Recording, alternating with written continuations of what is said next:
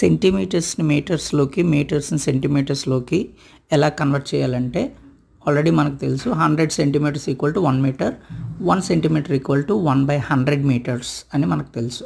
దీంట్లో మీటర్స్ అనేవి సెంటీమీటర్స్ కంటే పెద్ద యూనిట్స్ కాబట్టి దీన్ని యూజ్ చేసుకొని మనం ఎలా చేయాలంటే 15 మీటర్స్ ఉందనుకోండి, 15 మీటర్స్ని సెంటీమీటర్స్లోకి మార్చాలంటే 100తో మల్టిప్లై చేస్తాం. So 15 × 100 that equal to 1500 centimetres.